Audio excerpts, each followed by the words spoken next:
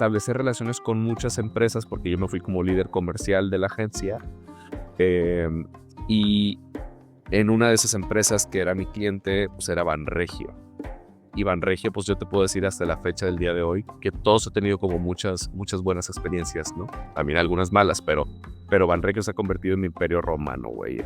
El evento canónico profesional, porque en 7 años que estuve en la empresa, tuve la oportunidad de vivir experiencias profesionales muy, muy completas y muy bonitas. Y cuando tú eres el que das las órdenes, muchas veces existen choques.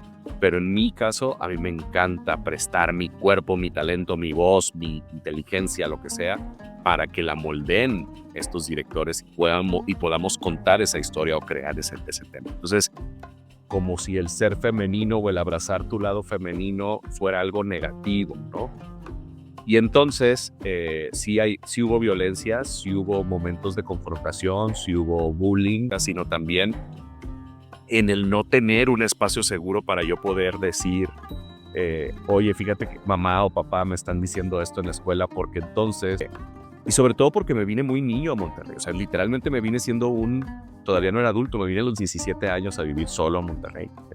Y el día que yo me iba a casar, estaba saliendo en revistas que nos íbamos a casar y en Flash Mob, y tuvimos un montón de backlash, un montón de gente diciéndonos un montón de cosas y demás. Amigos, almas y seres que me escuchan, bienvenidos a Voces de Vida, Historias Reales. Yo iba a la universidad a clases, pero yo iba a ver mis prestigios de la autoescuela. Vamos a seguir fomentando los grupos de unión vecinal. Estos son los riesgos de hacer las cosas bien, estos son los riesgos de no hacer las cosas bien. Pero yo creo que el éxito está desde que logras algo. De manera personal yo he aprendido más del fracaso. Para que la armes en la vida tienes que encontrar tu vocación. Pensar con la cabeza fría. Ahí estuve como coordinador y director artístico de las orquestas de Naula. Creo que todos tenemos talento. Porque a ellos les da un salario pues regular y a mí me pagan 70 pesos. Voces de Vida, Historias Reales. Yo soy César Daniel y el día de hoy les voy a presentar la historia de un invitado fascinante. Él ha sido reconocido por Forbes como uno de los CEOs más influyentes de México. Ha transformado la comunicación y el diseño de experiencias, se conecta entre empresas y personas. Pero más allá de su trayectoria, vamos a conocer quién es este personaje que también vemos en redes sociales, que nos muestra su sentir y su pensar de una forma transparente y nítida. Así que cierra los ojos, abre la mente y ponte los audífonos para disfrutar del artista, del empresario y del influencer Pedro Luis Ibarra. Pedro Luis, muchas gracias por estar hoy aquí con nosotros. Bienvenido a Voces de Vida. Hola César, muchísimas gracias por la invitación, por la paciencia, porque ustedes no lo saben, pero tuve que cambiar por temas personales la cita del día de hoy, de antier para hoy, pero aparte ahorita tuve como media hora de problemas técnicos con mi audio y César se portó como un rey, cuidando mi estrés por no poder conectarnos correctamente. Pero bueno, ya estamos aquí. Te agradezco muchísimo la invitación, César. No, al contrario, a ti, mi buen Pedro. Y bueno, pues haces de todo un poco, ¿verdad? Estás presente en muchas partes, hasta conductor eres, ¿cierto? Sí, fíjate que en resumen yo te puedo decir que me dedico a conectar. Eso es lo que yo hago.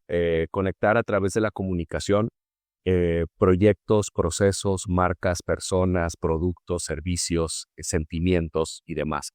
Trato de encontrar ese nexo, ese puente que nos ayuda a lograr empatizar con la otredad, ya sea una persona, una idea, un producto, un servicio, ¿no?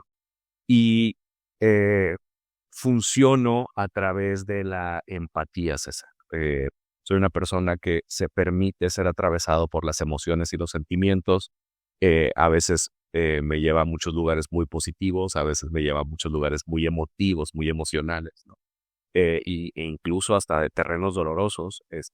Y utilizo esa herramienta, las emociones, para poder conectar ideas, ya sea con estrategias de negocio o también con puentes de sanación emocional, que es lo que trato de hacer con el contenido que estoy creando ahorita a partir de este año que me decidí ahora sí a empezar a usar mi voz para no sé, para expresarme públicamente a través de las redes sociales y empezar a entender si existe algún puente de empatía con otras personas. Y la verdad es que el resultado ha sido como muy sorpresivo porque pensé que iba a ser un ejercicio como más bien como de journaling, como muy íntimo, muy personal, y pues está funcionando en el terreno de, pues hay muchas personas que se sienten atravesadas por algunas de las ideas que comparto por ahí, no todas en positivo, hay personas también que les chocan un poco los puntos de vista, pero en esa discusión está la riqueza, ¿no? Entonces, pues bueno, ahí estamos, César. Claro, pues de eso se trata principalmente. Oye, muy bien, pero bueno, vamos a conocer quién está detrás de todo, del empresario, de la figura pública. Vamos a conocer más a Pedro Luis. Cuéntame, ¿cuántos años tienes y de dónde eres? Yo nací en 1984 en Mazatlán, Sinaloa. Tengo 40 años, casi 41, cumplo ahorita en agosto. Soy Leo, Leo, Leo, Leo, Leo.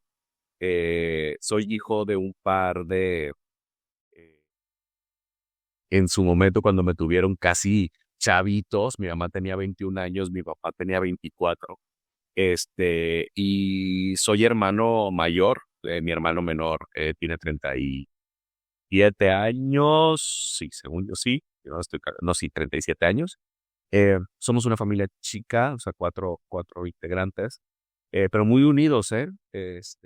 Somos un núcleo de 4 personas y está muy interesante. Nazco en Mazatlán, Sinaloa, y llevo una infancia muy bonita, muy llena de amor, muy llena de barrio, de una colonia que se llama Colonia López Mateos, de esas típicas cuadras en donde a las 2 cuadras vive tu tío o el mejor amigo de tus papás o así, o sea, se convierte como en una comunidad muy bonita. En una de esas colonias tan típicas de nuestro país, en donde, sobre todo en mi infancia, 80s y 90, todavía ahí quedan remanentes, perdón, de ese feel, pero de ese vibe, pero es esta típica colonia en donde en el centro de la colonia hay un parque, hay una iglesia, hay una escuela, hay un mercado y alrededor están todas las calles. Y entonces mi infancia se trata de andar en bicicleta por la colonia, de ir al parque, de ir a comprar sabritas a la papelería, de jugar con mis amigos de la cuadra, muchos de la misma edad o 1 o 2 años, en el rango de 1 o 2 años, jugar básquet, jugar footbase, jugar a las escondidas, tener nuestra casita en el árbol, este, una infancia en donde se trataba de coleccionar tazos, donde se trataba de juntar los pepsilindros, de, fíjate que yo iba a la escuela primaria en esa colonia, entonces yo me iba caminando a la escuela y regresaba a la escuela caminando como tal. Eh, Mi desayuno lo tomaba en el mercado, en la juguería del mercado, un jugo de naranja y un chocomil con huevo, ese era mi desayuno para ir a la escuela primaria. Y una infancia llena de familia también, no nada más la nuclear, sino fuimos unos niños, mi hermano y yo, criados en un núcleo de una familia extendida, de un matriarcado, de mujeres bien chingonas, poderosas, muchas de ellas maestras, la gran mayoría amas de casa, muchas también comerciantes, pero que establecieron su rutina y su conexión a través de la alimentación, de la comida, de la cocina. Yo me veo, de repente cierro los ojos y me veo en esa mesa de la casa de mi tía Lilia o de mi mamá Elsa o de mi tía Ana, los sábados y los domingos con toda la familia, más de 30 personas, viendo cómo las mujeres preparaban los tamales y al mismo tiempo o el pozole o los tacos o los camarones o lo que sea, donde platicaban del día de hoy, pero siempre atravesados por la historia de dónde venían. Entonces yo soy una persona que creció con historias de nostalgia, con historias de ayeres, de melancolías, de risas, de carcajadas como tal. Y quizá muchas de esas historias no me tocaban escucharlas siendo niño, pero las escuché, ¿no?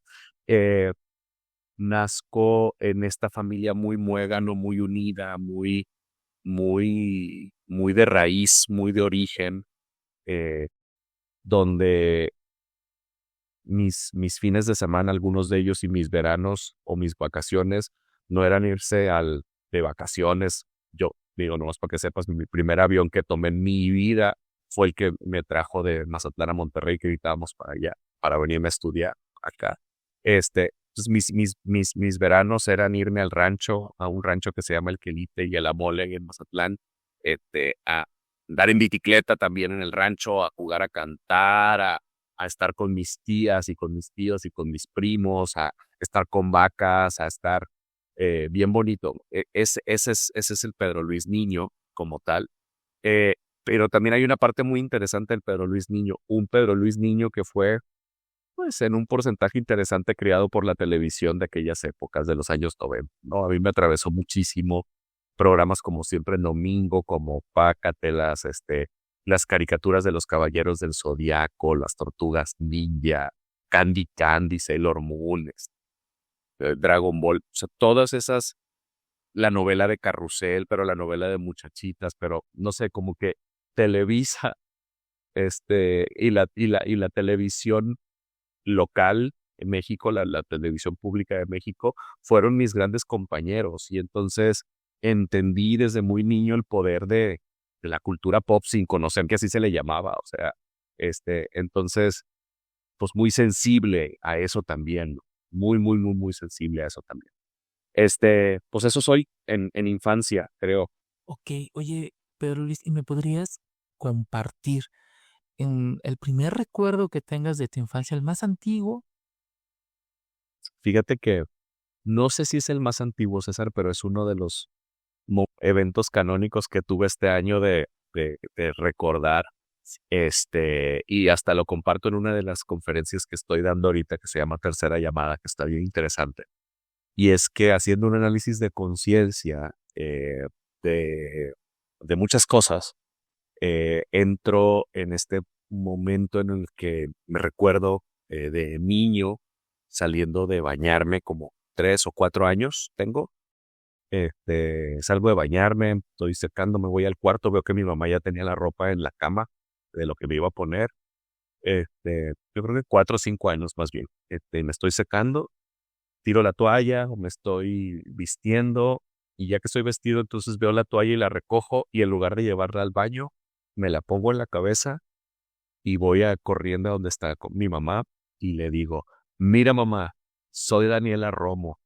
Y empiezo a cantar Yo no te pido la luna, que no sabía que se llamaba así, pero yo no te pido la luna. Y entonces vi la reacción de mi mamá y pues no, claramente no fue una reacción, pues bonita, tampoco fue violenta ni mucho menos, simplemente se quedó como en shock.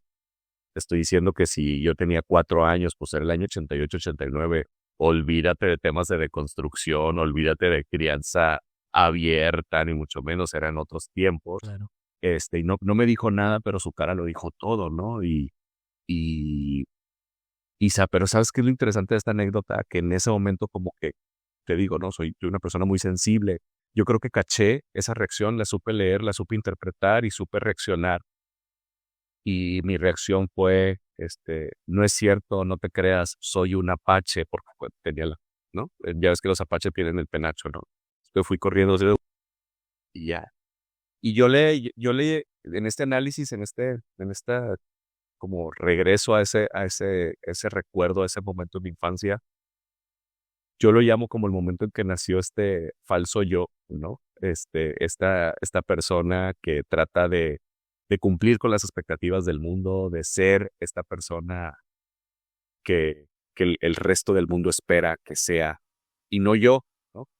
Y yo creo que, a ver, yo soy un hombre gay de 40 años y ese falso yo mucho tiene que ver con por muchos años, ocultar mi orientación sexoafectiva, ¿no? Pero no nada más eso, o sea, otras cosas también, ¿no? O sea, que no necesariamente tienen que ver con mi orientación sexoafectiva.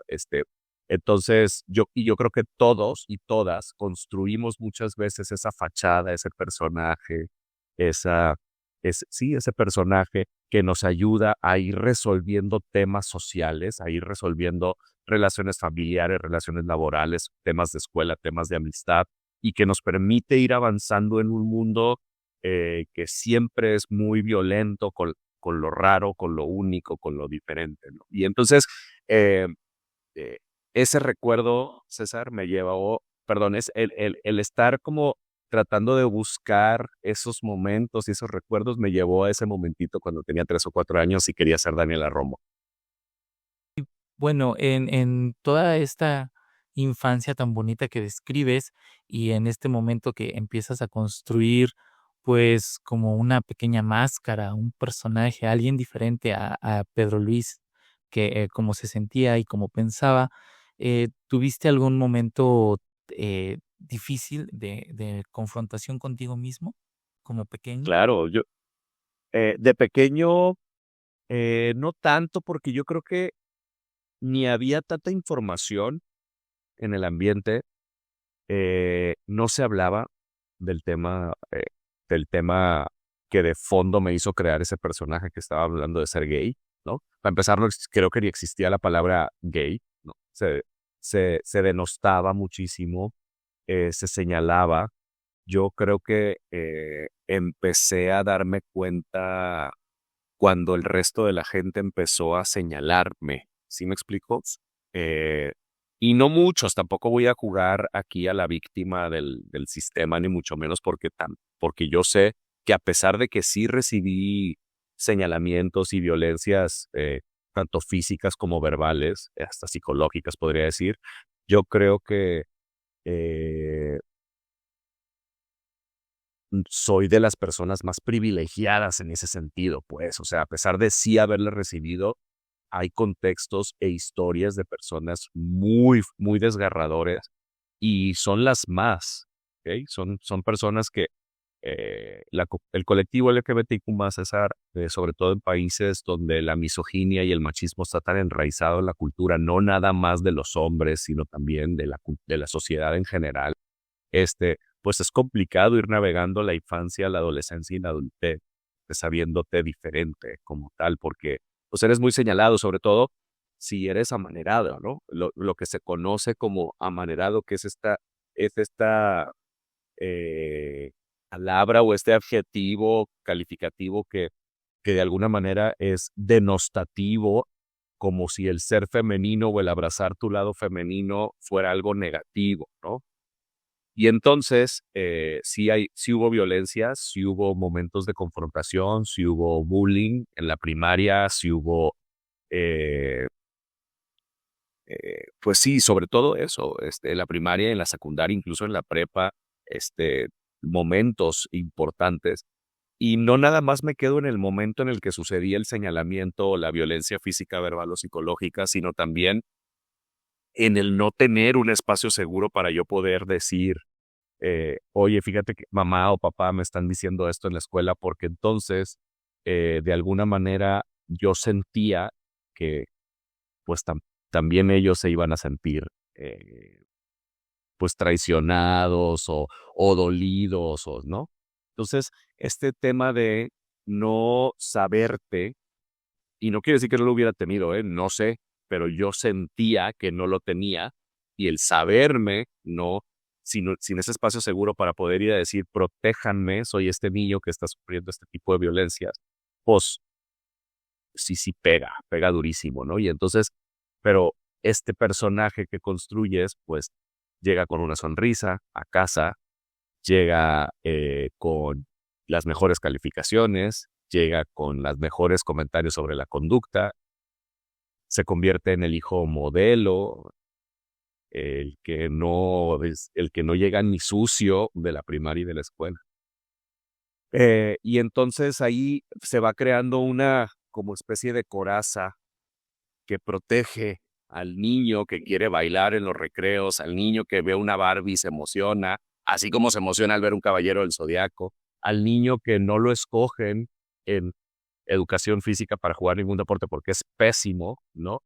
Entonces, empiezas a crear como muñeca que se llama matrushka, ¿no? Estas rusas que están adentro, con un nivel nada más la muñequita chiquita y el otro que defiende, que protege, que pues de alguna manera ayuda, ¿no? Al verdadero. Pero Luis, empiezas a crecer por una parte, por lo que entiendo, tu familia pues te brindaba amor, tanto tu familia como tus familiares, un núcleo muy bonito, de mucha unión, con cosas muy positivas, pero tu núcleo social un poco hostil. ¿Esto cómo te vuelve en la adolescencia? De hecho, se creció un poco en la adolescencia porque, a ver, cuando yo era adolescente, se me viene a la mente el año 96, 99, ¿no? Más o menos, una cosa así. Bueno, no, 96, 2001, secundaria prepa, una cosa así, esos 5 o 6 años. Y pues insisto, no había mucha visibilidad de temas que atraviesen el colectivo LGBTQ+, César. Entonces, eh, no había protocolos de cómo tratar, no había educación por ningún lado en términos de cómo poder crear vínculos chidos con personas que son diferentes a ti. Y estoy hablando ahorita de lo que me atraviesa a mí, que es ser un hombre gay, ¿no? Y en ese momento un adolescente gay, pero hablemos de raza, hablemos de género, hablemos de condición económica, religión, no sé, personas con situaciones de personas en el espectro, personas con discapacidad, ¿sabes? Entonces, todas esas personas que nos salíamos de el hombre o la mujer cis, hetero, blancas, clase media alta, de alguna manera fuimos señaladas y señalados y pues, ¿no? Entonces, eh,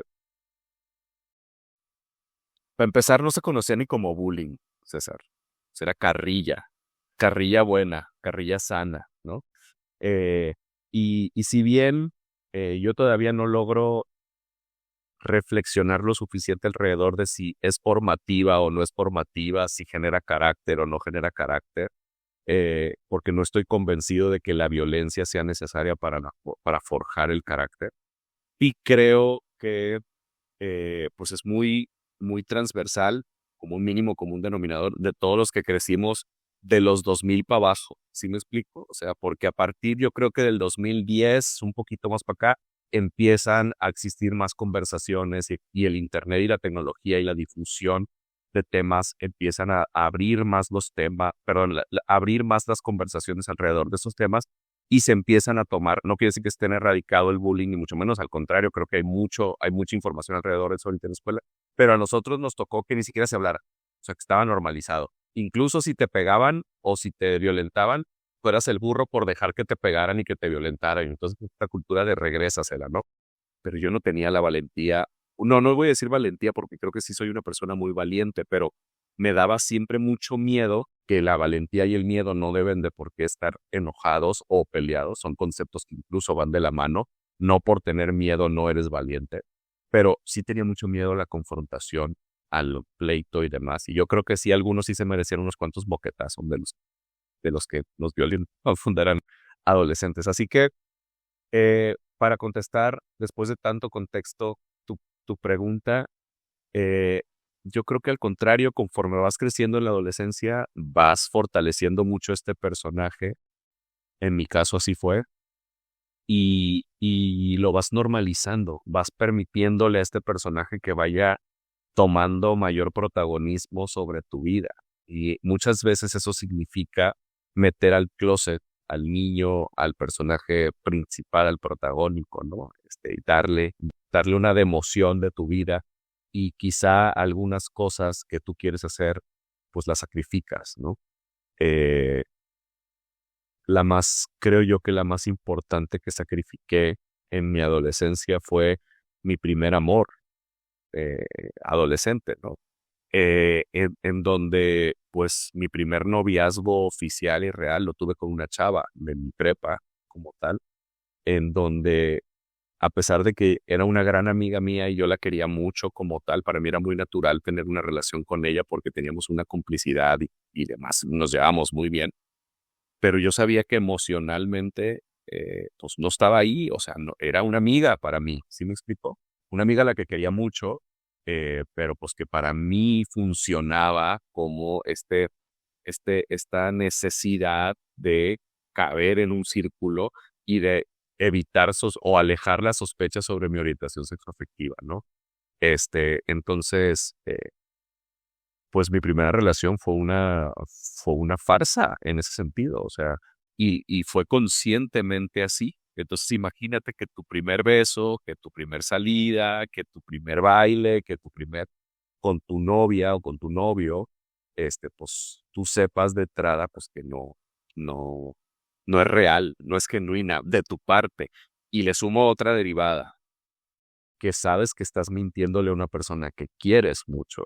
¿Sí me explico? Sí, Entonces, porque para ella sí fue real, para ella sí fui su novio, para ella sí fue. Entonces, eso es un peso muy fuerte, ¿no? O sea, emocionalmente saberte con ese tema está cabrón. Y para una persona de 15, 16 años, vivir con ese peso emocional está cabrón. Y mucha gente lo vivimos y lo pesamos. Y a pesar de que claramente eres responsable, tienes una responsabilidad afectiva sobre esa decisión que tomas en tu adolescencia, pues si te vas a la causa raíz de esa relación, de esa decisión que tomas, pues tiene que ver mucho el entorno social en donde creces, en donde está normalizado que, te estoy hablando otra vez, 2000, 90, finales de los 90, que estaba tan normalizado, pues que los adolescentes a los 14, 15 años ya deberían de tener novia y entonces empieza la presión social tanto de tu familia como de tus primos, como de tus amigos,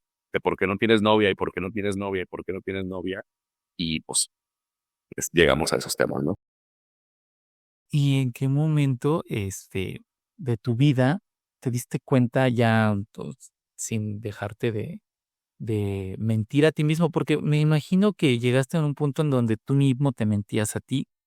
¿Y en qué momento dejaste de mentirte y te diste cuenta que de tus preferencias, sexuales, sentimentales? ¿En qué momento dijiste, sí, soy diferente? No, yo nunca me mentí, yo siempre supe. Siempre supiste.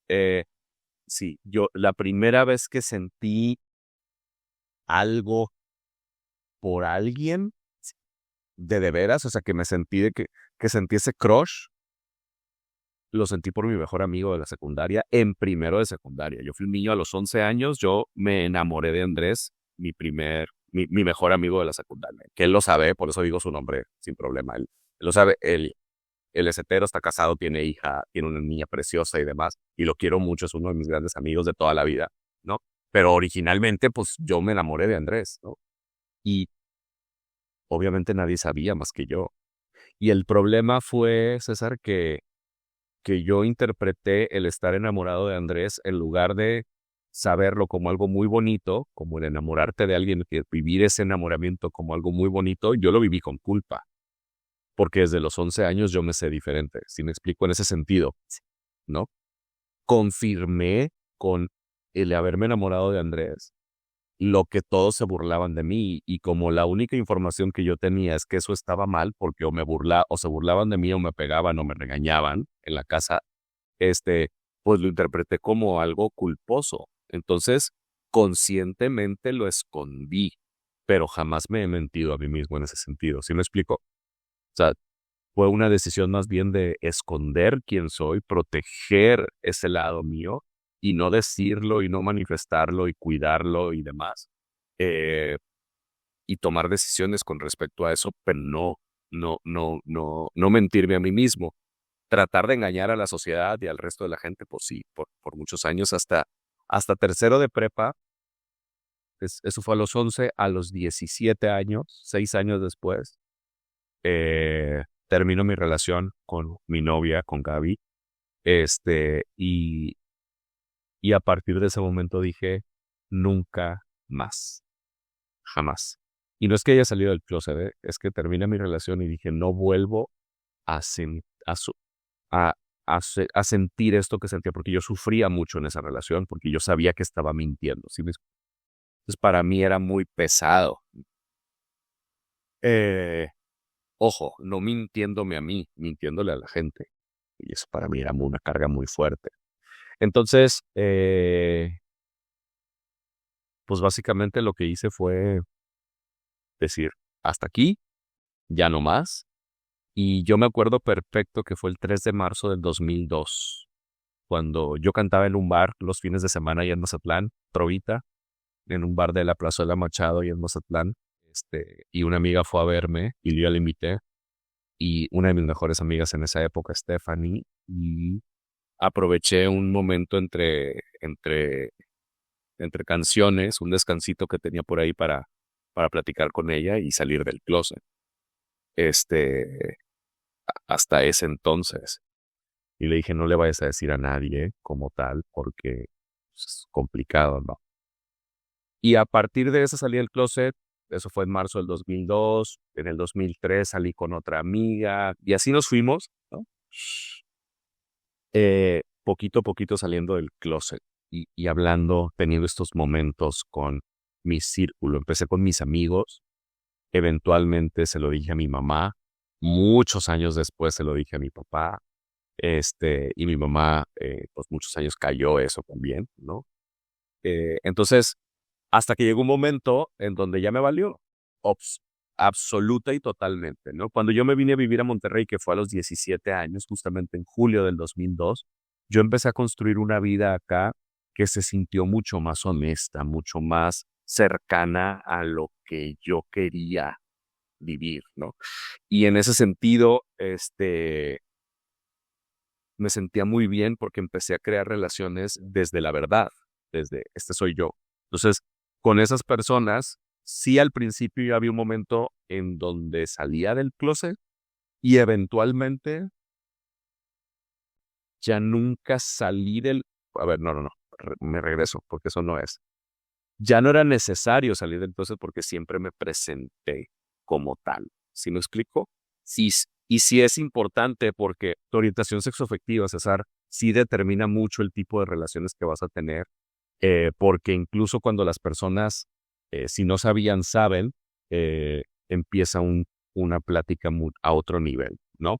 No debería de importar porque creo yo que las etiquetas cada vez deben de ir desapareciendo, pero sí importa. En la vida real sí importa, sí genera una percepción, ¿no? Como tal. Entonces yo trato de ser lo más transparente y lo más frontal porque no me gusta dedicarle tanta energía a estar ocultando quién soy en todos los aspectos, no nomás en mi orientación. Entonces, bueno. Pedro Luis, en esta etapa de su vida, siempre soñó con dedicarse a la comunicación, a las redes sociales. Bueno, redes sociales no existían, pero a lo que te dedicas ahora, ¿o con qué soñaba Pedro Luis? El Pedro Luis niño soñaba con cantar en Siempre en Domingo, que era un programa de música que salía los domingos. Es lo que siempre soñó, ¿no? Eventualmente, esto se transformó en salir en la televisión. Me encantaba el tema de conducción. Yo veía a personas como Adela Micha, como Horacio Villalobos, como Marco Antonio Regil, como ellos tres principalmente aquí en México que me gustaba mucho lo que hacían, ¿no? Andrea Legarreta, me gusta mucho la manera en Galilea, la forma en cómo van conversando. Hay un señor también, Nino Canún, que yo lo veía, mi mamá lo veía, entonces para mí era muy importante eso, generar Guillermo Ochoa, también Nino Canún, pero Guillermo Ochoa, esta manera de conversar, cómo se siente tan bonito conversar con las personas y cómo estas conversaciones van dejando aprendizajes, ¿no? Me encantó eso. Y luego, cuando yo tenía 16 años, me topo con un comercial viendo la tele, claramente, porque era la manera en que consumíamos publicidad mayormente antes los adolescentes. Un comercial que, si no mal recuerdo, o salió en MTV o en VH1, que eran canales de música como tal, que ahora son otra cosa, pero en su momento eran canales 100% para ver videos musicales. Y en algún comercial salió esta campaña tan bonita que originalmente es argentina, pero que fue tropicalizada para muchos países, y que es una campaña de Coca-Cola que se llama Para Todos. Para los gordos, para los flacos, para los altos, para los chaparros, para los que ríen, para los que lloran, para los que tienen todo, para los que no... Y básicamente es una campaña en donde van presentando imágenes de Coca-Cola, del producto de Coca-Cola, en diferentes presentaciones o diferentes encuadres del producto. Se las recomiendo mucho. A mí es una campaña que me gusta mucho emocionalmente. Es una campaña para mí perfecta en temas de branding. Y me acuerdo, me gusta tanto que me la aprendí. Y entonces decía, en un comercial muy sencillo, decía, para los gordos, para los flacos, para los altos, para los chaparros, para los que ríen, para los que lloran. E iba presentando en cada una de esas frases diferentes encuadres del producto en sus diferentes presentaciones. Se me hizo tan bonito. Dije, güey, qué padre que una marca, sin saber que se trataba de branding, yo no sabía nada, ¿no? Que una marca pueda llegar a emocionarme así, güey. O sea, a, eh, a decir para todos, cuando yo venía de un mundo en donde no se hablaba de los todos, se hablaba de un tipo y todos los demás no importaban, y esta marca hablando de todos. Se me hizo espectacular. Y yo dije, ¿qué es eso, güey? Y pues entendí que eso era publicidad. A partir de ahí, yo decía que yo podía ser arquitecto o mercadólogo y me ganó una beca para estudiar en el TEC de Monterrey, aquí en Monterrey, una beca completa. Y decidí irme por el tema de merca. Mis papás súper trabajadores y demás, pero pues incluso en aquellas épocas estudiar en el TEC de Monterrey, venirme a vivir a Monterrey, pagar todo eso, pues era económicamente inviable, ¿no? Entonces para mí la beca del 100% me resolvió pues el tema por lo menos de la colegiatura. Fue que para las personas foráneas que estudian en el TEC aquí en Monterrey, hablando de eso específicamente porque es el caso que yo conozco, pues es doble colegiatura, porque es la colegiatura más que vivas acá en Monterrey, ¿no? Entonces, me vine a estudiar la carrera y elegí mercadotecnia. Y cierro con esto. El primer día que llego a marketing, una de mis maestras que más respeto, más querida, Elsa Fernández, maestra de investigación de mercados, yo no sabía que era eso. Nos llega y nos dice, voy a inventar todos los números porque eso no me acuerdo, pero algo así como que, ¿sabían ustedes que los mexicanos utilizan aproximadamente 3.4 gramos de pasta dental cada que se lavan los dientes? ¿Sabían ustedes que los mexicanos tradicionalmente utilizan 2 cepillos al año, 2 cepillos dentales al año? Empezó a darme numeralia. Y yo, tipo, ¿cómo sabe todo eso? Y dijo, y eso es la investigación de mercados. Y yo quedé, wow. Recordemos que en aquellas épocas no teníamos tanto acceso a tanta información. Entonces, realmente ir a la escuela y ser universitario en aquella época era ir descubriendo muchas cosas. Y a partir de ahí dije, escogí la carrera correcta, porque realmente esa necesidad de salir siempre en domingo, o esa necesidad de conducir, o esa necesidad de salir en la tele, era una necesidad de conectar.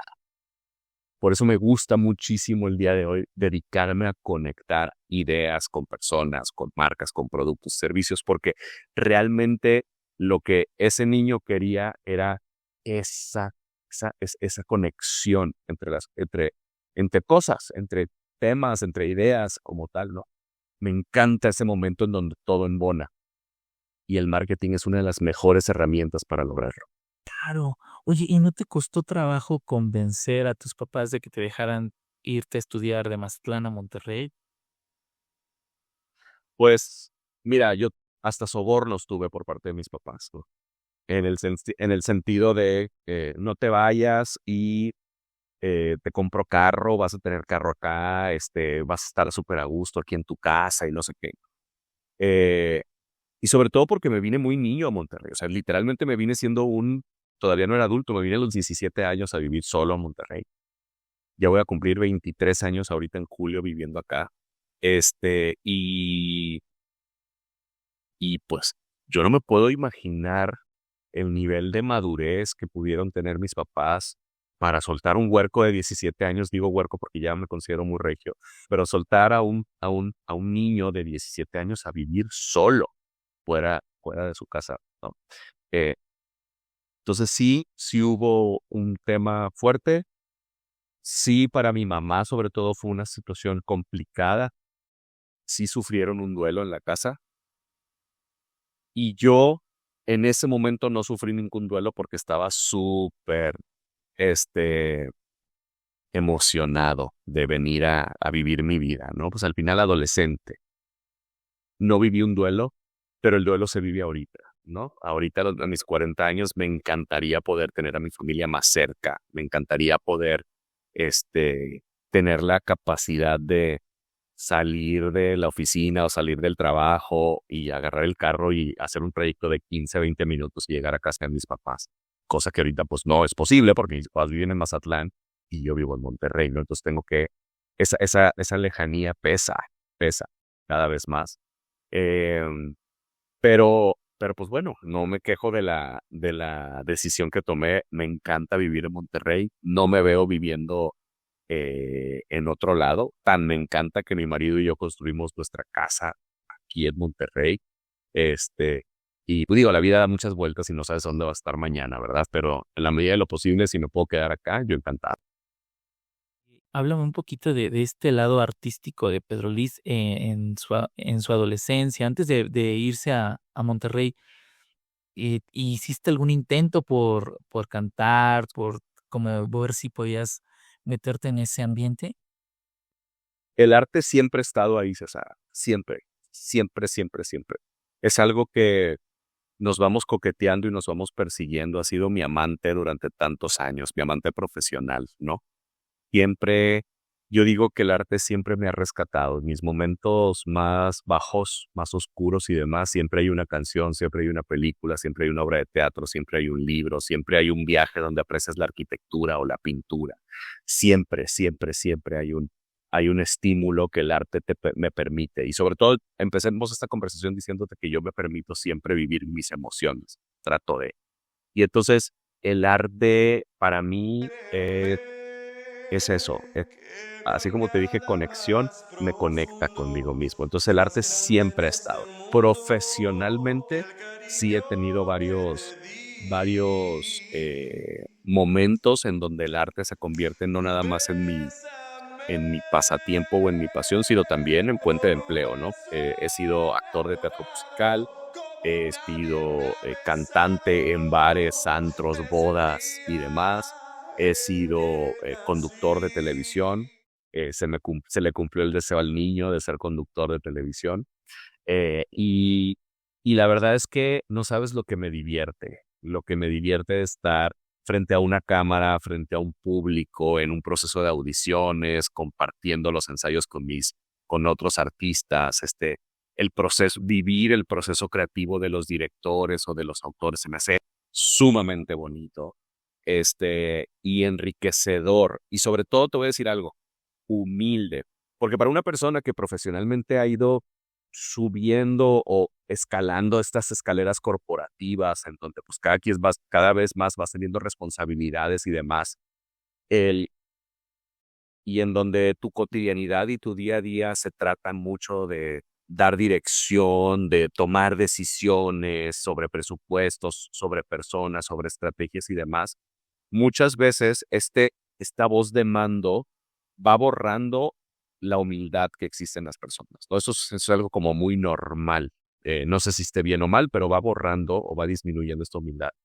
Y regresar al arte profesionalmente, a mí me ha regresado mucho la humildad, porque llegas a este lugar en donde tú no tienes la voz cantante, en donde hay un director, en donde hay un autor, en donde hay un personaje que interpretar, en donde, por ejemplo, en los temas de conducción, pues tú eres el talento, y eres una pieza más de un engranaje en donde existe un director de fotografía, un director de iluminación, una persona de producción, una persona, un personal manager, un productor, ¿no? Y todos formamos parte de ese engranaje y tú tienes que seguir órdenes. Y cuando tú eres el que das las órdenes, muchas veces existen choques.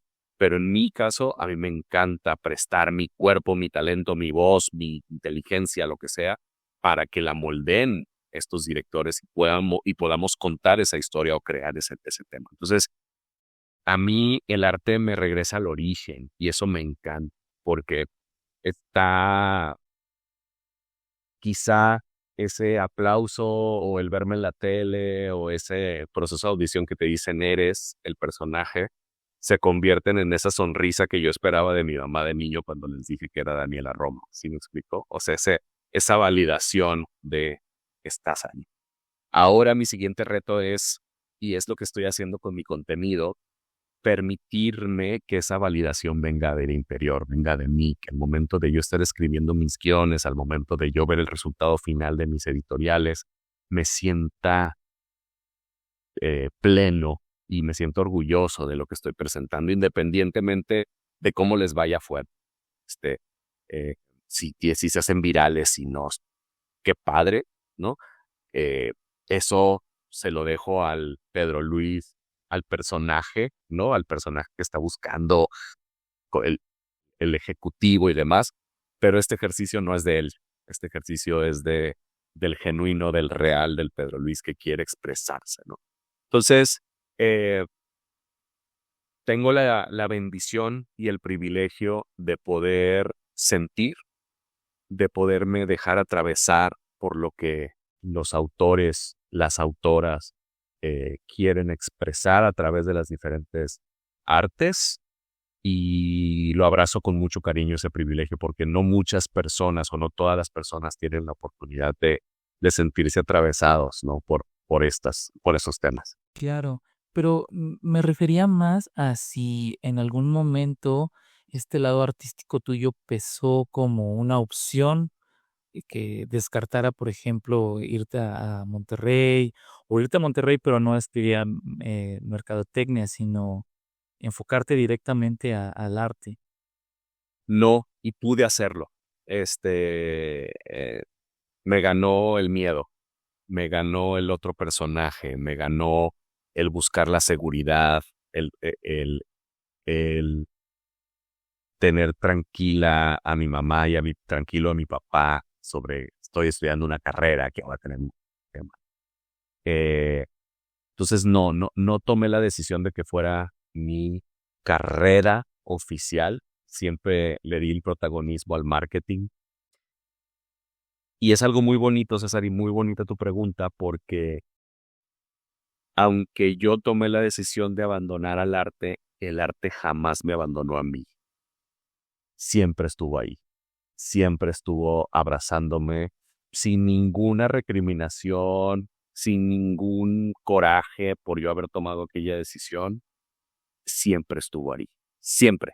No hubo un momento que no. Mi carrera la atravesé haciendo teatro estudiantil en el TEC. Yo me gradué de marketing, pero me gradué también después de haber hecho 26 proyectos teatrales en el Auditorio Luis Elizondo en difusión cultural. Y mal me gradué y ya estaba haciendo teatro musical acá en Monterrey. Y mal estaba haciendo teatro musical y ya estaba cantando en bodas. Y todo esto es una línea paralela mientras estaba creciendo profesionalmente como mercadólogo, ¿no? Y llegó un momento en el 2018 que audiciono para ser conductor de televisión para Total Play. Y desde el 2018 ya llevamos, gracias a Dios, 7 años recorriendo el país, contando historias, conociendo muchísimas ciudades y pueblos mágicos, y conociendo a mucha gente, lo cual se me hace muy bonito porque otra vez regresamos a conectar. Y aunque lo hago como side business, no sabes lo que cada vez permito que me llene más y que me lleve más a tomar decisiones.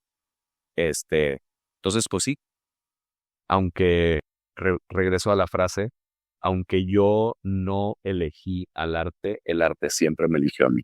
Y bueno, hablando ya un poco de tu vida universitaria, de todas estas experiencias que viviste estando solo en una ciudad como lo es Monterrey, con todas las opciones que hay para distraerte y para sacarte de tu enfoque principal, que pues era tu carrera, y sobre todo mantener una beca de excelencia que no es nada fácil. ¿Cómo le hiciste para no sucumbir ante pues las tentaciones, la pereza? En algún momento a lo mejor no sé si tuviste algún punto de decir, lo dejo todo, ya no quiero saber nada de esto y me regreso a casa. Pero yo estaba viviendo y sigo viviendo como que la vida que siempre he querido vivir. La verdad es que mi etapa universitaria la recuerdo con tanto cariño porque me di la oportunidad de vivir mi universidad a full en todos los sentidos. A full, a full, a full, a full. un semestre normal era de 6 materias. Yo hubo semestres que llevé 12 materias, 11 materias. Se podía hacer verano, yo hacía verano.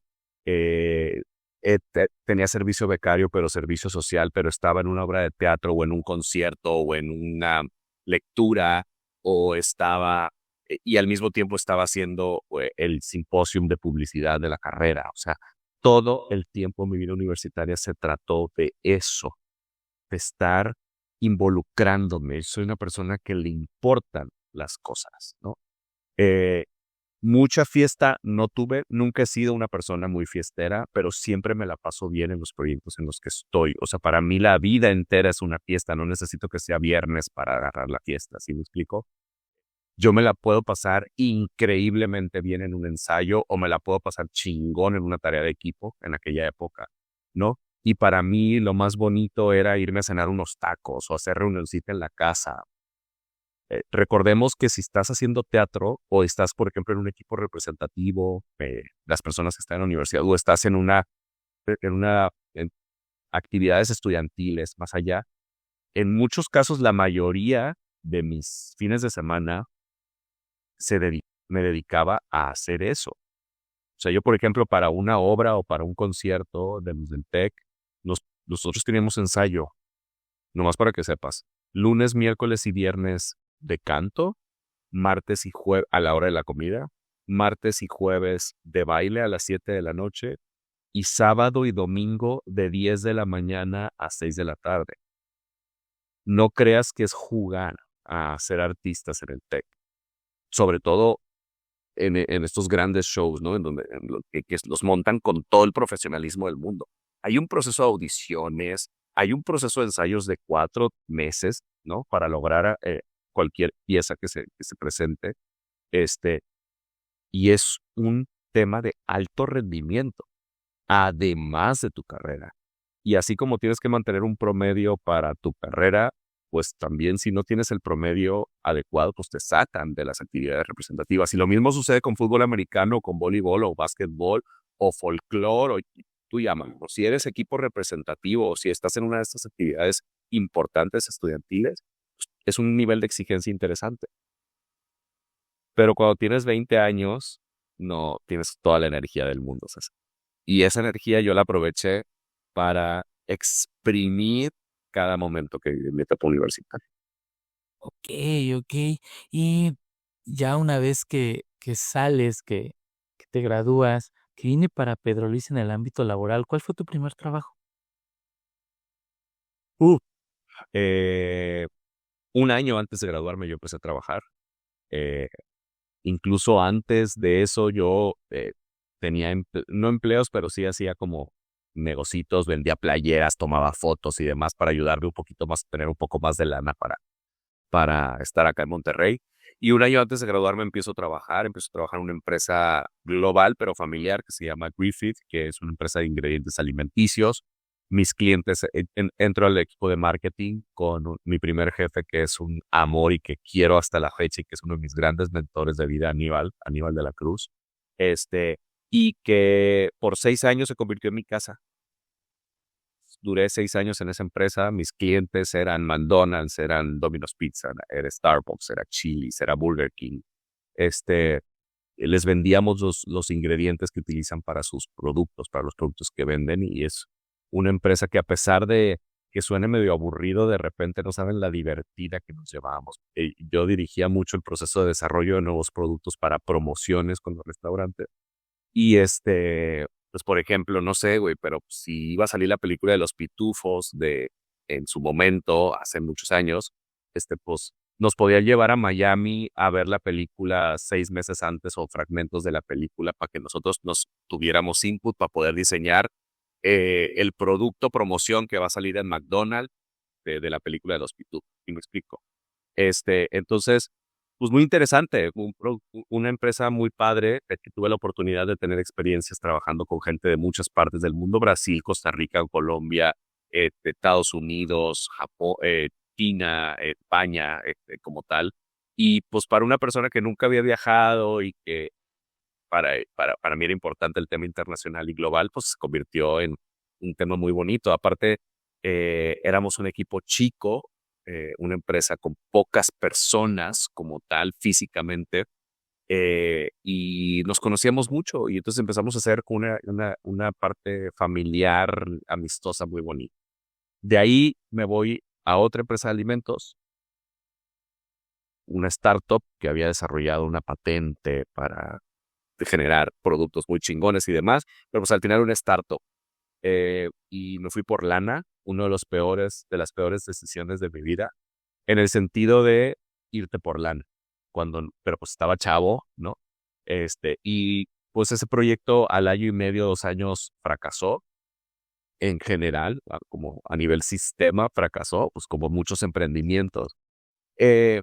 Y tuve la oportunidad de tomar una decisión de un cambio radical de carrera, porque ya tenía 8 años viviendo en el mundo de los alimentos y me voy al mundo de los videojuegos y de diseño de aplicaciones en el año 2014, cuando aquello apenas era incipiente, apenas empezaba aquí en México. Me voy a una empresa, una agencia que desarrollaba este tipo de productos y que venían de desarrollar el videojuego del Chavo del Ocho, en Facebook, ¿no?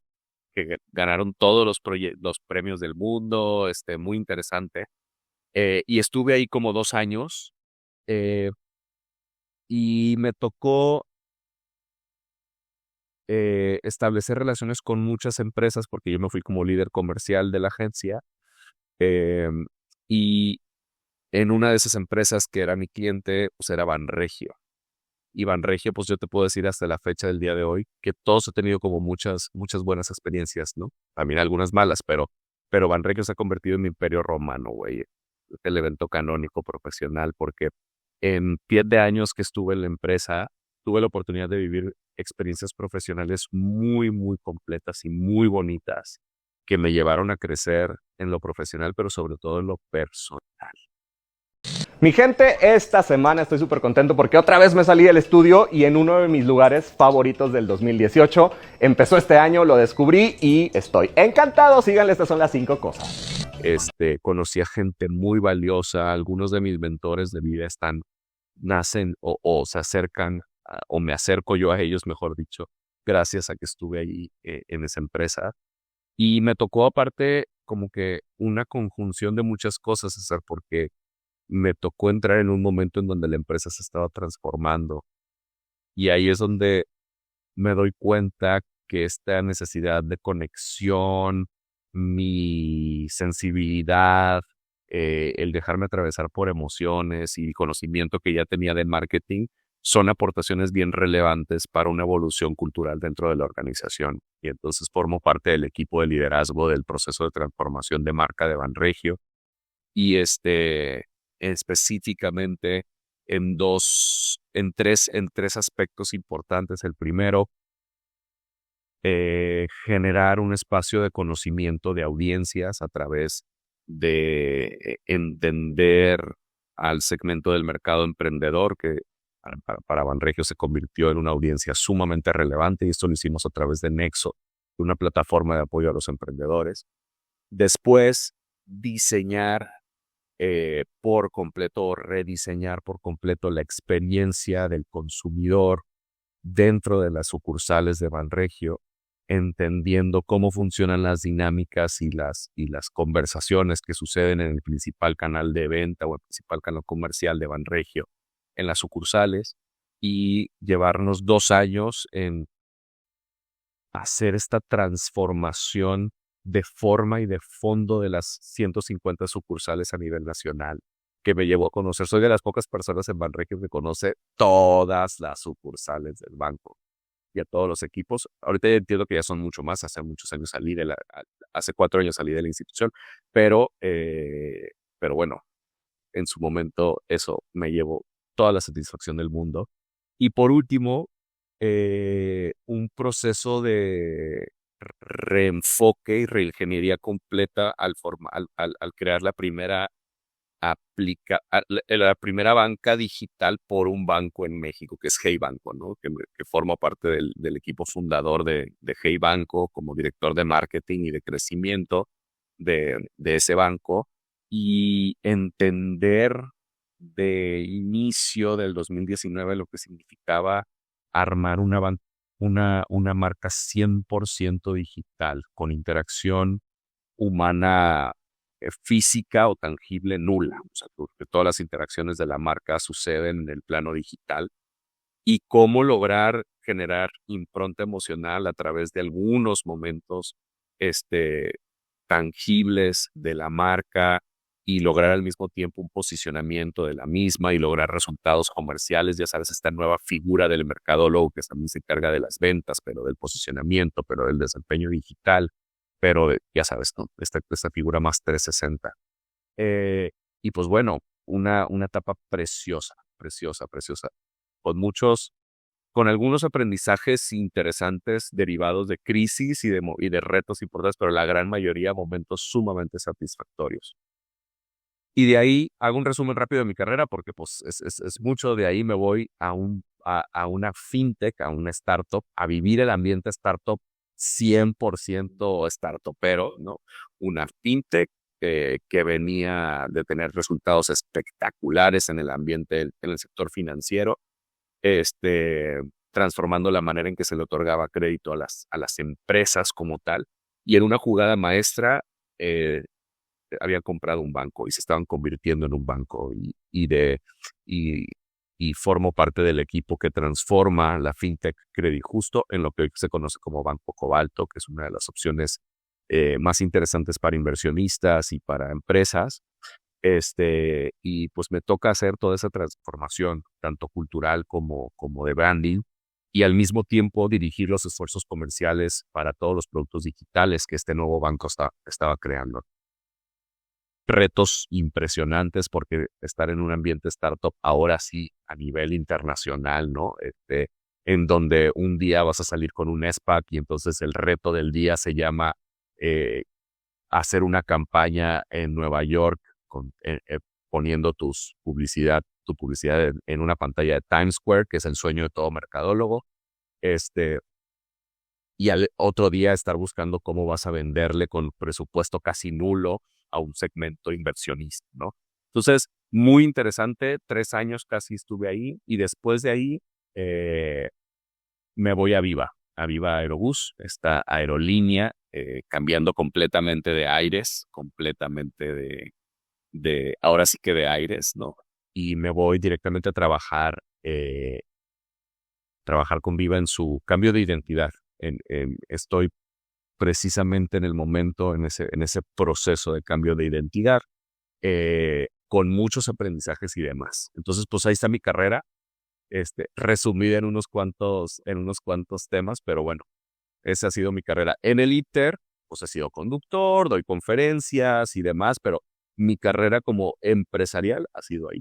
Ok, bastante colorida y muy variada, ¿no? Alimentos, van. Sí. No, hombre. Oye, y en el ámbito del amor, cuando estabas en la universidad, ¿cuándo te diste la oportunidad de vivir un amor como debería de haber sido? Fíjate que mi primer novio, qué bonita pregunta y casi nunca nos vamos a esos terrenos, pero sí, muy, muy padre. A ver, mi primer novio lo viví en la universidad y lo conocí en el teatro. Mi primer novio era actor. Ahorita se dedica a otras cosas en el ámbito de producción de cine. Pero sí, y viví mi primer noviazgo de manera muy linda, muy adelantado, porque sí creo que tomamos muchas decisiones como si estuviéramos 40 años, pero muy bonito. Fuimos novios durante toda nuestra carrera profesional. Literalmente tuve un novio como tal. Y vivimos muchas cosas muy lindas. Nos aprendimos mucho, principalmente cada quien el poder estar cómodamente en su piel, ¿no? A pesar de que yo supe desde los 11 años quién era y cómo era, no me sabía porque pues siempre lo estuve ocultando. Entonces el presentarnos como pareja, el vivir como pareja, el entender cuáles iban a ser las dinámicas que en su momento de muchos de las interacciones o cómo concebíamos nosotros nuestra relación tenía que ver más bien con imitación de roles femeninos y masculinos en una relación heterosexual, porque no sabíamos cómo funcionaba una relación homosexual. Muchas chingaderas también se vivieron en esa relación, muy bonita, como todas las relaciones adolescentes o early adultos, ¿no? Con mucho migajerismo de repente y demás, sobre todo de mi parte. Pero bueno, fue una buena relación porque hasta la fecha pues fue formativa. O sea, pues al principio fue mi primera iteración de vivir en pareja y mi primera iteración de tener una relación, pues, abierta. Y la verdad que yo siempre he sido muy abierto con mis relaciones. Entonces, pues bueno, a partir de ahí tuve una serie, fui una persona, ¿cómo se dice? Fue un noviero serial. Siempre tuve como muchos novios, ¿no? Relaciones cortas. En mi cabeza, yo no entiendo por qué. Ahorita me río mucho, pero en su momento sí eran como bajones. Pero yo no entendía el tema de datear y de salir. O sea, yo para mí salir ya era andar, ¿sabes cómo? Entonces anduve con muchas personas, algunas de ellas muy valiosas, digo, todas valiosas, ¿verdad? Pero que una relación significativa que me ayudó a crecer o que entiendo que también a la persona le ayudó a crecer, hasta que en el 2011 conozco al que fue mi marido, porque fui de los primeros hombres en casarse en Monterrey, pero también de los primeros en divorciarse. Y vivimos una relación muy linda.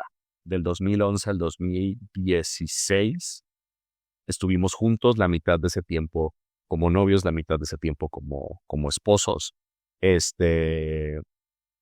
Insisto, yo creo que es la relación que más me ha nutrido a mí para conocerme, porque al convertirse ahora sí en un matrimonio, el momento de decidir casarnos, pues ahora sí ya no había marcha atrás, ahora ya todo mundo sabía, no nada más las personas que conocíamos, sino que pues ya era mi esposo y yo también era su esposo, entonces ya no era una plática, ya no era un chisme, ya era un tema real. Entonces, ahora sí salir del closet totalmente, sí nos dio una exposición mayor, sobre todo porque en ese entonces era muy mediático. O sea, cuando yo le di anillo a Andrés, que se llama, es otro Andrés, no crean que es el Andrés del que me enamoré en la secundaria, yo lo hice a través de un flash mob. Y yo ese flash mob lo subí a YouTube un año después de que le di el anillo, cuando ya nos íbamos a casar. Lo subí a YouTube para pasárselo a unos amigos, desconociendo completamente el impacto de las redes sociales en ese entonces. Te digo que era el año 2013.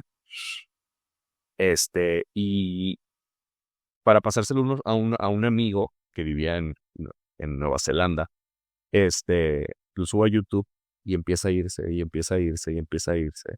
Y el día que yo me iba a casar, estaba saliendo en revistas que nos íbamos a casar y en Flash Mob, y tuvimos un montón de backlash, un montón de gente diciéndonos un montón de cosas y demás. Y eso era casarte en el 2013 o entre el 2010 y el 2015, ¿no? Era algo muy visible, era algo muy mediático todavía, porque pues cómo los hombres se van a estar casando, no es la normalidad, vamos a decirlo así, porque todavía causa algunos escozores, pero en aquel entonces era muchísimo, te estoy hablando hace 12 años, ¿no? Claro. Tuvimos un matrimonio interesante, lindo en algunos aspectos, pero también un matrimonio en el que yo te diría que los dos crecimos mucho como personas, a tal punto en el que esas personas en las que nos convertimos no empataban con las personas con las que iniciaron el matrimonio, y tomamos la decisión de separarnos y posteriormente divorciarnos. Creo que de una manera muy madura, con pocas fricciones, y las hubo obviamente, pero en términos generales pocas fricciones. Y todo pasa por algo, y eventualmente conozco a Bernie, que es mi pareja con la que estoy ahorita y que espero quedarme el resto de mi vida, que es un tipazo, que es mi mejor amigo, mi confidente, mi compañero, la persona con la que más me divierto, el mejor equipo que puedo tener, porque hemos afrontado muchas situaciones personales muy, muy intensas como tal, pero al mismo tiempo las hemos afrontado de tal manera que nos da mucha tranquilidad llevarlas. Este es mi apoyo, es mi es mi red de protección. Espero yo también ser la de él. Le aprendo un montón de cosas.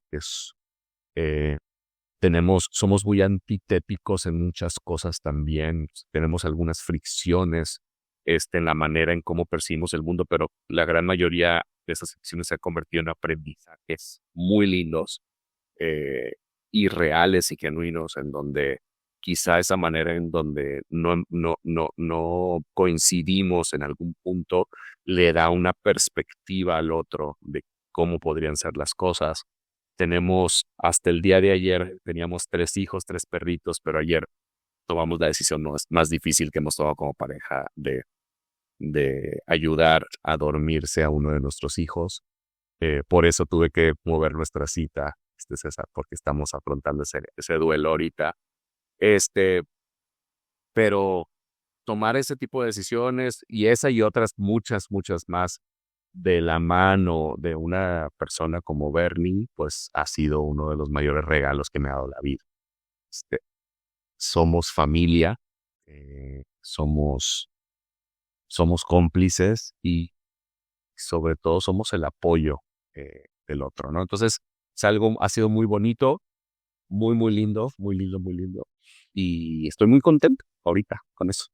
Ok, ¿y qué fue ese punto o esa característica de Bernie, tu esposo, que te hizo elegirlo y decir sí me vuelvo a casar? No nos hemos casado, Espero que me dé anillo pronto, pero le digo a mi marido porque pues ya parecen los maridos, ¿verdad? Pero tenemos un lazo más fuerte que un matrimonio, que tenemos una casa juntos y tres hijos. Uno ya no está con nosotros, pero 3 hijos. Pero sí tomé una decisión consciente, y sé que él también, de acompañarnos. Para mí, en mi caso, él eventualmente, si es que quisiera, él ya contestará por él, pero en mi caso, yo lo supe desde el primer momento en que lo vi. Suena muy de cuento de hadas y de película noventera, rom-com de Hollywood, pero real. Yo me acuerdo exactamente porque nos conocimos por redes sociales, por Instagram, pero el momento en el que físicamente lo vi, yo me acuerdo de él bajándose de su carro, poniéndole seguro su carro con la llave y caminando hacia la puerta de mi casa, y me quedé así. Fue un tema de chispa, nunca me había pasado. O sea, nunca me había pasado con nadie, y estoy hablando con nadie de ningún tipo de relación, ¿no? Ni de amistad, ni profesional, ni amorosa, ni nada. Fue una química, como que mi corazón supo que era él, ¿sabes? Y lo fui conociendo y fueron apareciendo, tanto de mi lado como de su lado, red flags, yo creo, algunas, pero la gran mayoría son green flags. O sea, la gran mayoría son green flags.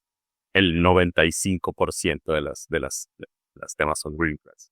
Y yo te puedo decir que, siendo más puntual con la respuesta, me gusta mucho su ecuanimidad, me gusta mucho su forma de pensar, cargada hacia lo práctico, hacia lo pragmático, lo directo que es. Me gusta mucho que no se complica la vida, no sobrepiensa las cosas. Me encanta que es una persona sumamente disciplinada, tiene muy claro qué es por qué va en la vida, y entonces actúa en consecuencia de eso. Es una persona familiar, cuida mucho a su familia, nos cuida mucho a su familia. Es una persona íntegra. Te podría decir que lo que piensa es lo que dice y es lo que hace. Entonces, es una persona como muy íntegra. Es un niñote. Me encanta porque se da permiso de ser él conmigo, y no necesariamente es así con el resto de la gente. Eso está muy lindo. Y es una persona sumamente valiente también, ¿no? Porque, como te digo, para ser íntegro necesitas ser valiente. Entonces, pues sí, es una persona que me complementa en muchos sentidos. Es muy serio, entiende todos y cada uno de los deportes, pasa viendo todos los deportes del mundo. Llevamos un estilo de vida muy, vamos a decirlo, tirado hacia lo saludable, no salimos tanto, no porque salir sea insaludable, no, me refiero a que no nos desvelamos tanto, no consumimos alcohol, yo de repente 2, 3 veces al año, pero somos muy caseros, somos muy de hacer ejercicio, viajamos mucho. Con Bernie me he dado la oportunidad de conocer el mundo y es muy lindo conocer el mundo con tu pareja. Es algo muy, muy bonito porque por alguna extraña razón al conocer el mundo nos conocemos más. O sea, conoces mucho lo macro, pero te vas hacia lo interno, ¿no? Está muy lindo eso también. Y pues nada, ese es. Perfecto. Oye, mi buen Pedro, ¿podemos hacer una dinámica? Claro. Luz y sombra.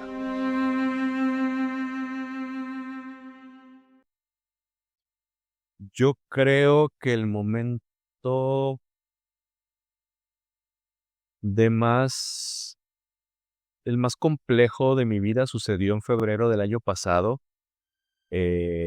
Acababa de salir de Cobalto. Fui liquidado, o sea, me tocó recorte como tal. A mí y a muchos directores de la empresa. Y a los 2 días de que sucede eso, me avisan que mi abuelita se puso súper mal. Mi abuelita era una persona muy cercana a mí. Y yo, por el contexto y por la situación y por todo lo que estaba pasando, pues yo no me abrí sobre el tema del desempleo, que para mí es importante. O sea, el tema profesional era importante. No me abrí con mis papás. Y a pesar de que yo estaba viviendo un duelo, pues entendía, un duelo por el tema profesional, el duelo de la pérdida de mi abuela, porque a las 2 semanas fallece mi abuela, fue muy complejo, porque yo estaba viviendo 2 duelos, pero nadie sabía, ¿no? Esta fachada, este personaje, se encargó de ser el soporte emocional, aunque por dentro estaba absolutamente roto, ¿no? Y decidí sacrificar esa necesidad de yo también sentirme apapachado y presenté esta imagen de fortaleza, de cuidado, y eso a la larga, a los meses, me jugó chueco, ¿no?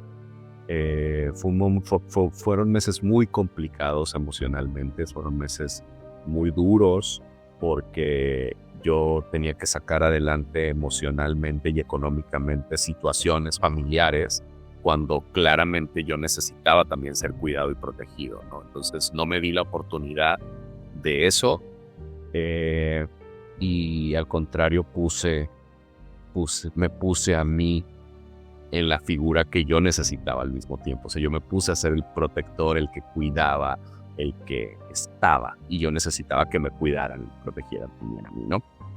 No estoy diciendo que fue en todos los casos. Bernie fue una gran piedra que me ayudó a sostenerme, ¿no? Pero sí necesitaba más. Y no echo culpas a terceros, más bien me responsabilizo a mí por no comunicarme asertivamente y por tener a este personaje. Yo creo que todo eso me llevó a hacer esta experimentación y esta reflexión alrededor de cuándo nació ese personaje que presentaba esa imagen de éxito y de seguridad y de que todo estaba bien al resto del mundo, y no me permitía salir y decir: necesito apoyo, necesito ayuda, necesito que me quieran, necesito que me cuiden, no estoy bien, ¿no? Entonces yo creo que de ahí nace ese momento. Sí lo veo como uno de los momentos más complejos, ¿no? Por el tema emocional, personal y familiar que involucra. Entonces ese es uno de mi sombra, vamos a decirlo así. Momento de luz. Yo creo que uno de los momentos de luz gracias a Dios, soy muy privilegiado. Cuando me dijiste luz, se me vinieron muchos momentos a la mente. Gracias a Dios, he tenido muchas luces en mi vida. Pero yo te diría que yo creo que el que guardo con más cariño es el momento en que nos entregaron la llave de nuestra casa, a Bernie y a mí. Porque significó muchas cosas, significó muchos triunfos. Fue un éxito, creo yo, muy integral, porque significaba que estábamos haciendo las cosas bien como pareja, que habíamos encontrado ese espacio y ese lugar seguro para los dos, fincar una casa, que profesionalmente nos estaba yendo bien, de tal manera que podíamos comprar una casa. Y eso arrastraba muchas cosas positivas, como que tanto esfuerzo y sacrificio que hicieron los papás de los dos, tanta salud bonita alrededor de las relaciones que hemos construido, porque el hecho que nos dieran las llaves de la casa significó alegría para todo nuestro círculo cercano. Entonces, ese momento en que nos entregan las llaves de la casa, yo siento cómo me sudaron las manos con las ganas de tener a toda la gente que quiero acá, ¿no? Conmigo. Es muy bonito, porque no era el tema material de la casa, era más bien el símbolo que representaba el tener un espacio para crecer en familia, ¿sabes? Ahora sí, y un espacio nuestro, hecho a nuestro gusto 100%, fue algo muy bonito. Para mí ha sido uno de los grandes regalos que me ha dado la vida. Ok. Pedro Luis, ¿crees en el destino? Absolutamente.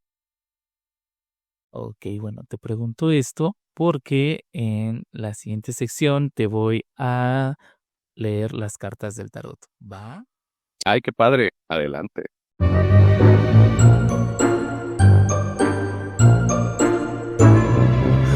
Voces del tarot. No, pero ¿qué quiere decir? Que mis cartas del tarot son más chismosas y en lugar de quererte decir tu futuro, te van a querer hacer preguntas. Ya. Va, entonces mira, aquí tengo un mazo y tú me vas a decir de dónde quieres que te saque una carta, de arriba, de en medio, de abajo. De en medio. De en medio. Muy bien. Y esta carta te pregunta: ¿lo más incómodo o vergonzoso que te ha pasado durante el delicioso? Ay, wow. Que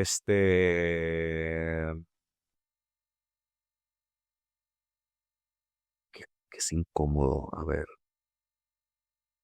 Pues es que no me da incomodidad nada. Te lo digo en serio, soy muy abierto a eso. O sea, realmente no que nos cacharan. Pues sí, yo creo que eso una vez casi nos cacha una ex suegra que tuve. Yo creo que eso sí estuvo como muy raro y muy incómodo. Esa manía de no tocar las puertas de la gente es muy ridícula, pero bueno, yo creo que eso sí, pero la neta, no, te digo una cosa, no soy como muy bochornoso con esos temas. No, pues algo muy normal, ¿no? Muy, muy casual que todos hacemos. El sexo es algo precioso y es algo muy bonito. Entonces no le veo mucho tema. Yo creo, pero pensando en algo como bochornoso, aquella vez que nos cachó una ex suegra. Saludos. ¿Y de dónde te saco otra? De todas del medio. Todas del medio, va, vamos a ver. Sí. ¿Qué otro nombre se le da al Citlaltépetl? No sé qué es eso. Un volcán. El Citlaltépetl. ¿No es el Popo? No. No sé. La verdad, no sé. Me agarraste en curva. El Pico de Orizaba. Ay, mira, no sabía. Sí. Va. Esta carta te pregunta. Está muy fácil. ¿Cuántos lados tiene un hexágono? 6. Bien, palomita. otra en medio. ¿Cuántas entidades federativas hay en México? Son 31 estados y una... ¿En la Ciudad de México qué es? ¿Una ciudad? Ciudad de México. Sí. Antes La Ciudad de México. No, exacto. 31 estados, 31 entidades federativas. Muy bien. Y la última, a ver. También es de cultura general. ¿En qué año se consumó la independencia de México? Justamente ayer estaba pensando, según yo, en 1821. Sí. Sí, ¿no? Bien. Perfecto, mi buen Pedro Luis. Bueno, ya casi para finalizar, vamos a hacer un ejercicio. Vamos a viajar en el tiempo y dime, si tuvieses esta oportunidad de viajar en el tiempo y hablar contigo mismo, ¿te gustaría ir al pasado o al futuro? No, al pasado. ¿Y qué te dirías?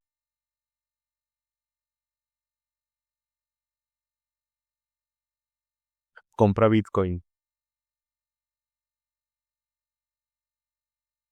Sí pude haberlo hecho, ¿eh? Un amigo lo hizo. Digo, no, suena muy ridículo, pero es real. Un amigo sí lo hizo. Y yo, ay no, güey, ¿cómo vas a comprar eso? Y no, él sí lo hizo. Y muy bien. Un amigo muy conocido, por cierto. No, la verdad, a ver, siendo honesto,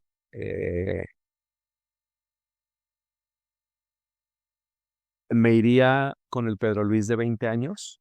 Sí. Y le diría, ve a esa audición. Sí, ve. Si tienes lo que se necesita. Ok, muy bien. ¿Se puede saber de qué audición hablas? ¿Sí? ¿De qué audición hablas? La academia. Ya. ¿Te quedaste con las ganas? Sí. Rayos. Bueno, todavía hay oportunidad, ¿no? Sí, ya que cuando hagan la academia para viejitos, ahí voy a estar. Sentenciado. Muy bien, Pedro Luis. Bueno, pues ya para finalizar, un mensaje que nos quisieras compartir y dejar. El mismo mensaje que les digo siempre, aunque a veces sea muy difícil, porque la vida es vida y a veces nos va entregando procesos retadores y complejos, ver el vaso medio lleno y decir sí es algo muy bonito. Ojalá y podamos decir cada vez más sí. Perfecto. Pedro Luis, tus redes sociales, por favor, para que te podamos seguir. Las dos principales, las que uso más, Instagram, @pegado y con Z, ahí me ayudas a ponerlo aquí para que se entienda, @pegado y con Z, y en TikTok me pueden encontrar como Pedro Luis Ibarra. Perfectísimo, muy bien, Pedro Luis, pues te agradezco muchísimo que me hayas permitido conocerte, permitido estar contigo en este episodio. Te agradezco mucho por abrir tu corazón y conocer quién está detrás de ese contenido tan emotivo que compartes en Instagram y en TikTok. Te mando un abrazo, César, un placer platicar contigo. Gracias por la paciencia. Y pues yo encantado de poder sumar este proyecto tan bonito de Voces de Vida, que se me hace algo muy, muy enriquecedor. Te agradezco un montón el espacio y pues con mucho gusto para tu audiencia. Muchas gracias y estamos en contacto y nos estamos saludando en el próximo episodio. Cuídense mucho, un abrazo y un beso. Bye bye. Sí, vamos a hablar de Solo para Mujeres. Yo soy Pedro Luis Ibarra y esto es lo que siento.